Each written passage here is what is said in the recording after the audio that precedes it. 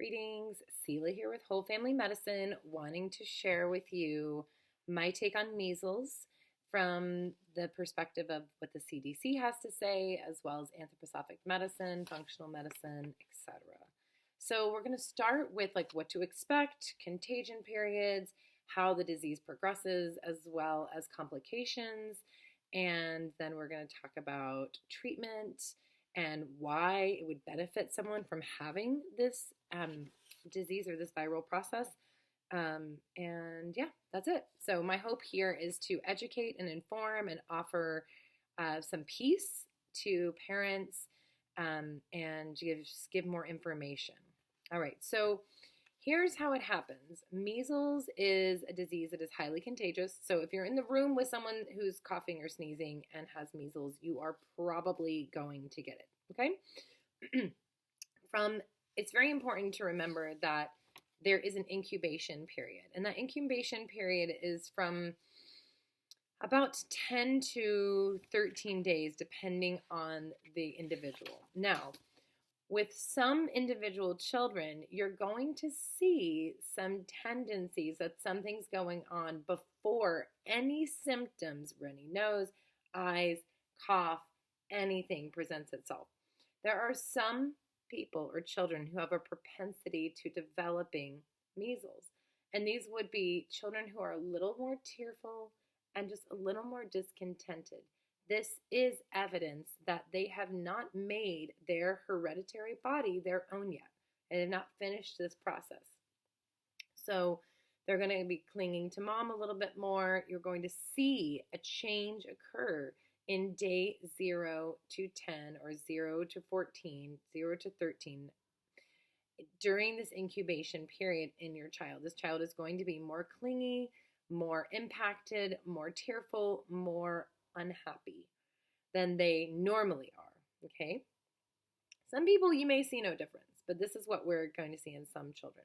Now, on day 7, contagion starts before there's any symptoms of anything. This is why measles can move so quickly, because people don't realize they have it until they've spread it to someone else, okay? So we've got this, the first sign you're going to have is what we call the prodromal phase. So you're going to have swelling, catarrh, which is like congestion in the nose.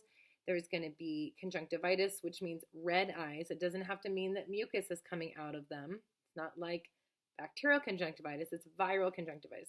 So it's red eyes. The eyes are going to be very sensitive. That's photophobia. The child or the individual is going to be very irritable.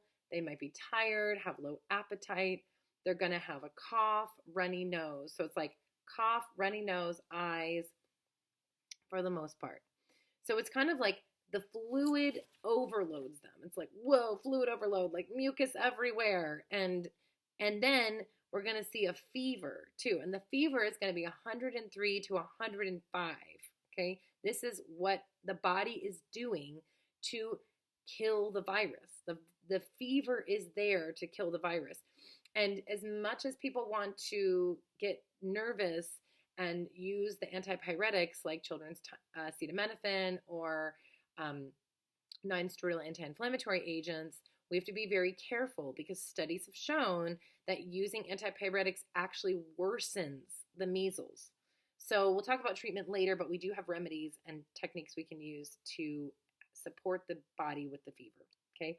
So day 10 to 13, or depending on when, if you start a little bit, if you have a longer incubation period, more like 14 days, you're going to push this. But there's about 3 days where you are most contagious. And this is the mucus and the coughing and the junk, right? And everything's just fluid overload, okay?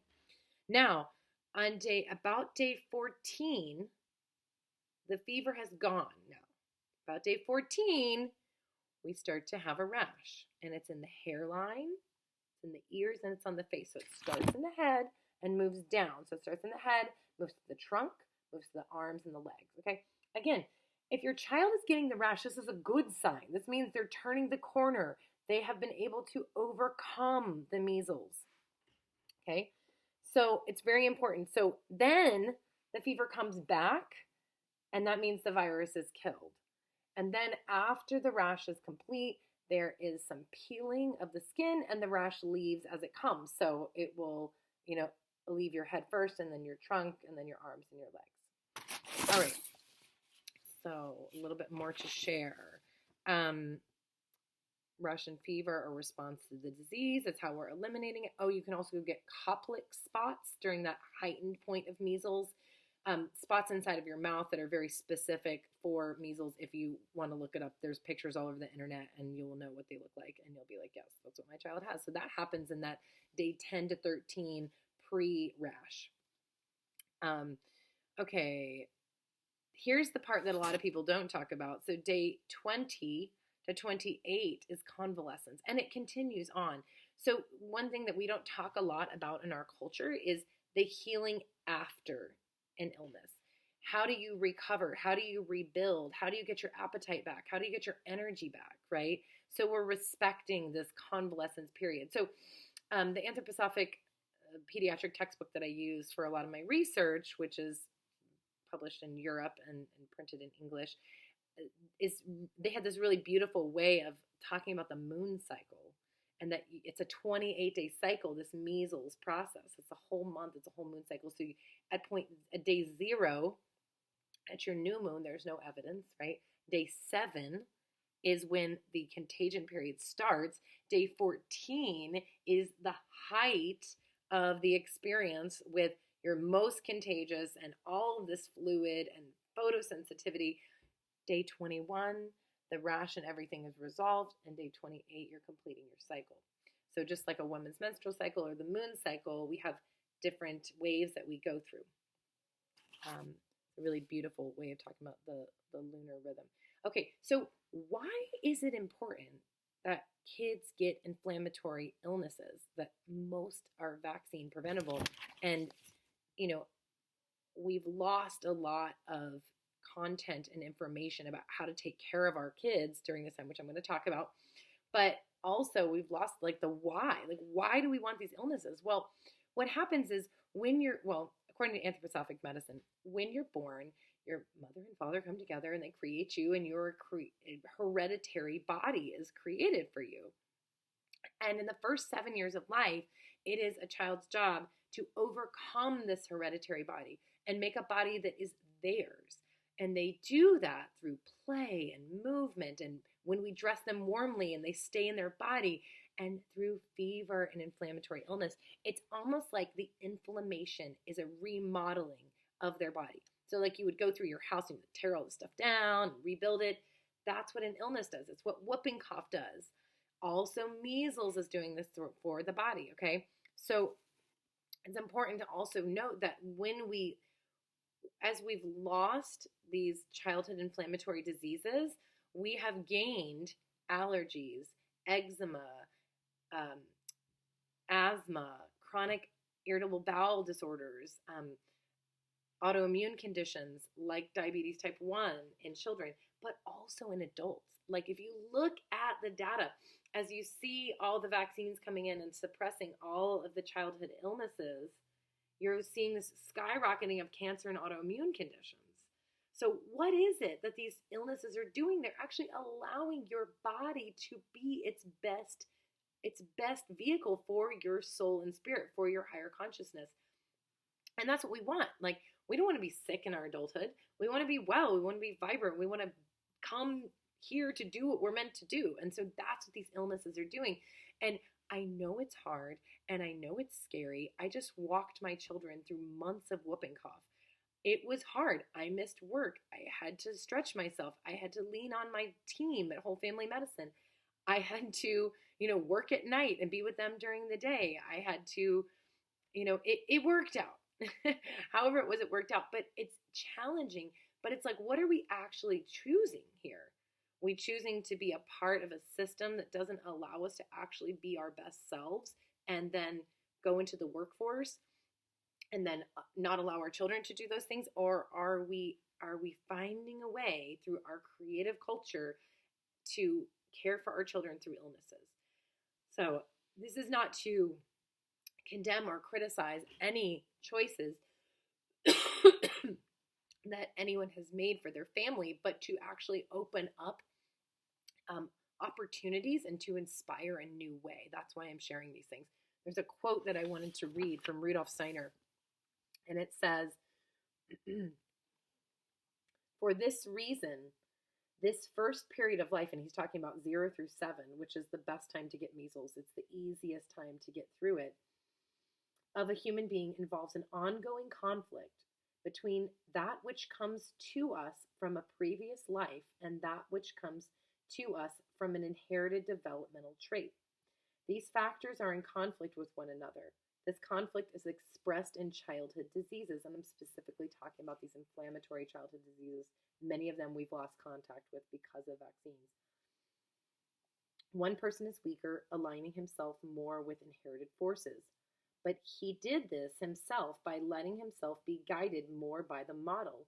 In contrast, we have people who, when they lose their milk teeth, that's their change of teeth, become very unlike the people they were before the event in their lives. Then what comes to them from their pre-earthly soul and spiritual life is strong, and they abide less by the model. So Steiner said that.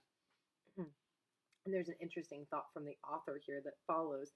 To the same extent that every reader should feel free as to whether or not they accept these ideas, these thoughts should also prompt caution when it comes to viewing acute diseases as something entirely negative.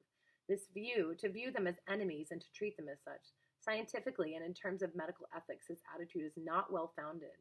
And when we consider a sustainable, healthy development path for the child to follow. So again, just kind of what I was saying. All right. So, a few things. It's probably best to get measles before age 9, before age 7. 2 to 7 is the best time to get it. It's the easiest way to receive full recovery. After age 9, to an extent, and then after puberty to an extent, you have an increased risk of encephalitis, which is swelling of the brain. Okay, the risk in general is 1 in 1,000. I don't know what the risk becomes for like after 9 or after puberty, but the general risk is 1 in 1,000. Okay, so that's treatment. So we're going to talk a little bit more about the problems that can ensue from measles. Okay, so pneumonia is infrequent, but it does happen, and you would just want to contact me, and we would talk about what we're going to do, antibiotics or others. Ear infections do happen as a side effect of measles as well. We'll talk about treatment for that in a little while. Encephalitis is going to be higher in the group less than 2 and in the 7 to 14 and then the 14 to 21 groups, okay? Encephalitis is going to happen on more frequently on day 2 to 7 after symptoms appear. Restlessness, discomfort, deterioration of the condition is kind of what we're looking at here. And for the most part, this is a hospital admission, okay? So, prior to 1963, nearly all children got measles by age 15. 3 to 4 million people, 3 to 4 million people got measles every year, okay? Of that 3 to 4 million people, 400 to 500 people died, okay? That is 1 in 7,500 or 1 in 8,000 people had died, okay? So that is 0.0133%. So 0.0133% to 0.0125%. Okay? 48,000 people, well, let's say this. I'll just go here. 1,000 of the 3 to 4 million suffered encephalitis, which is 1 in 3 to 4,000, or 0.033% of the population. Now, I have also seen other numbers that say it's like 1 in 1,000 now, but this data from 1963, prior to the vaccine, it would be 1 in 3,000 or 1 in 4,000 got encephalitis. Okay, so what is encephalitis? Why do you not want encephalitis? Okay, so encephalitis is swelling of the brain. So of those 3 to 4,000 people out of 3 to 4 million people who got measles, 25% of those people are going to have permanent disability. So I would say, like, if it's the 1%, 200, if it's 1 in 1,000, 25, 250 people are going to have permanent disability. If it's out of 3,000, if it's 1 in 3,000 to 4,000, I don't really know how to say that correctly. Sorry. Anyway, we'll stick with that. So you're looking at 25% of people who get encephalitis from measles are going to have permanent damage. What does that look like? It could be intellectual disability. It could be a permanent seizure disorder. It could be weakness and paralysis. It could be hearing and vision loss. Okay, and it could be behavioral. Now, the thing you have to remember when you're thinking about these numbers is that the people who are going to get the sickest from measles are the people who have no treatment. Okay, and we're going to talk about treatment in a minute. People who were already really sick, right? They might have had a neurological condition to begin with. They might have had a heart condition. They might have had some kind of propensity towards, right? And you also have to think about the nature of their diet, where they lived, their air quality, their water quality, etc. So when you think about these numbers, I want you to put yourself in the situation, ask yourself, am I living in the city or the country? What kind of water am I drinking? What's the quality of food I'm eating compared to other people? What kind of supplementation have I done prior to this? Have I loaded myself with vitamin A prior to this? Okay. So as parents, before you get concerned and hear numbers, I want you to think about those. Now, there's an interesting statistic that I didn't mention, which is that in 1963, 48,000 people were hospitalized every year of those 3 to 4 million. Now, to me, the only reason that you're going to be hospitalized, like maybe pneumonia, encephalitis, but that's 1 in 60 to 80 people. That's 1.2 to 1.6% of the population who gets measles in 1963 went to the hospital. Now, again, that feels a little high to me because I would think that you would just go if you had encephalitis and maybe some pneumonia. So we'd have to do some research there. But this was all information from the CDC website. Okay. Also have to mention a very, very rare condition called subacute sclerosing panencephalititis. Sorry about that. It's SSPI I'm reading my notes and it was really scratchy handwriting. SSPI is it is 1 in 100,000 people. It is more common in infants. It is a neurological problem where years later you have deterioration of the nervous system. So it happens more commonly if women are pregnant and get measles. The fetus is more at risk for this problem. And if you get it as an infant, you're more at risk for this problem, like less than 2 years old. And then I don't know, you find out later, like 3, 4, 5, 6, 7 years later. Okay. So those are all the bad things that can happen with measles. I think they happen more when you don't have proper treatment. I think they happen more when you're in a more disadvantaged situation. Lack of clean water, lack of high quality food, nourishment, supplementation, and already had some kind of hit from your physical body. But I do want to talk about treatment. Okay, so warmth of the body and soul, very important for treatment of measles. So you got to keep your body warm. Okay, bed rest after day 1, right? Bed rest after you start to get sick. Wool or less ideal synthetic fibers where you can sweat and then you're not going to get cold. So no cotton, okay? Or change their clothes regularly. And only hot drinks. Mother close to the children. Father too, but there's something special about the bond between a mother and a child. They came from your body. You are their comfort. So the mother being available and willing to be with the children and creating a calm and peaceful environment for them is going to be huge. Do not use antipyretics, okay? An enema during a fever can really ease the burden on the body. It evacuates the bowels so that the body is more empty and can focus on attacking the virus. It's really good for children who are not drinking, not hydrating well, and who run high temperatures and they're restless. It Most people say that after an enema, the child's going to be a lot more calm and they might even fall asleep. Specifically, really good for 1 to 7 years old. We can talk about how much liquid, what liquid, chamomile tea, things like that.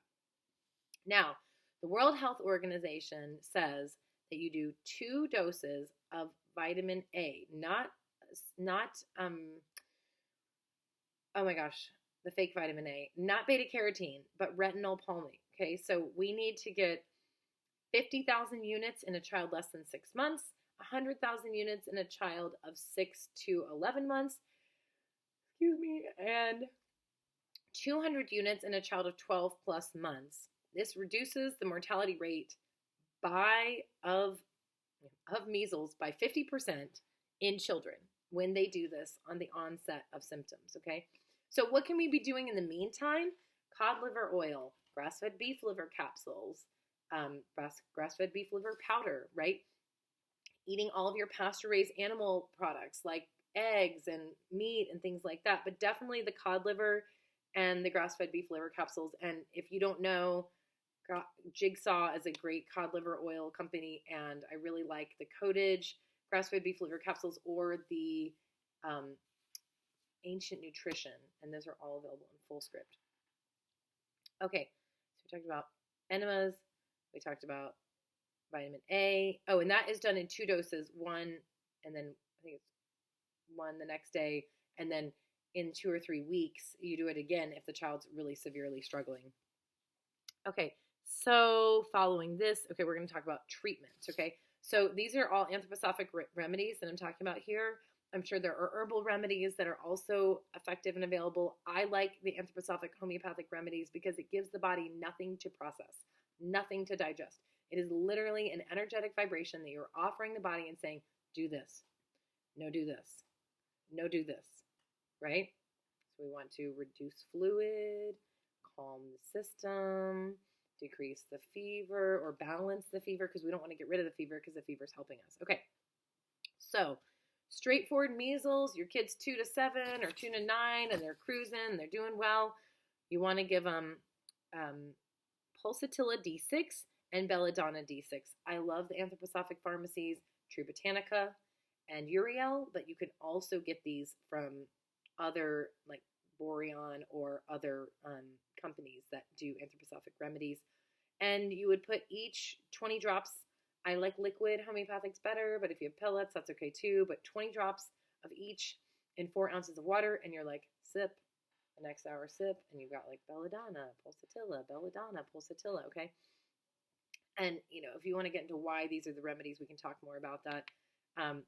If you are 7 to 14 or 14 to 21 in the 2nd or 3rd septennial or less than 2, you're going to have more complications potentially. So this is where we want to pull out the Apis belladonna mercurius, the Bryonia spongia, and the Pulsatilla in a higher potency of D12.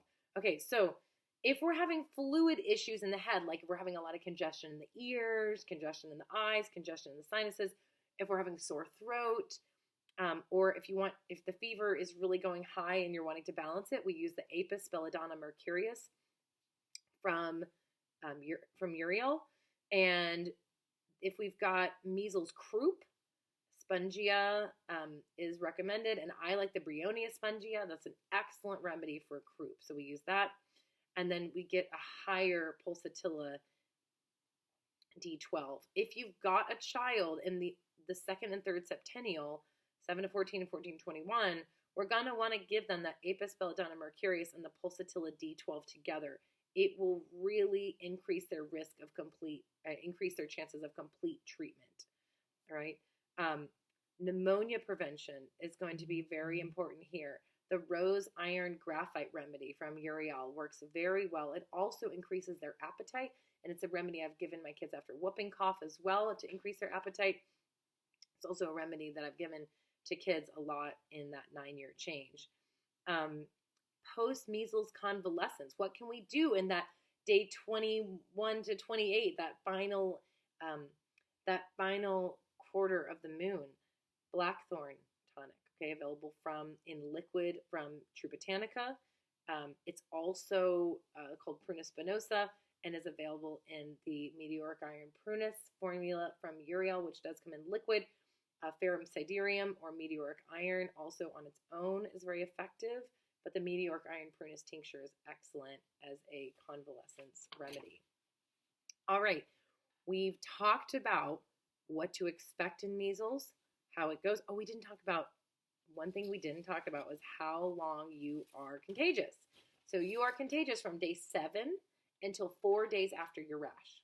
So if you're part of a highly unvaccinated community, or you're the one unvaccinated kid in your school, you can know that you can go back to school after you've had the rash for 4 days. So I hope that this conversation is very helpful in you understanding what to expect. I hope that it has calmed your nerves about it a little bit. I hope you know what you can do to prevent. Just give your kids lots of vitamin A, retinol palmate, not beta carotene, and through food sources, not supplements. Okay. Now we'll do the supplement when we get measles, if we get measles and we have to dose high doses of retinol palmate.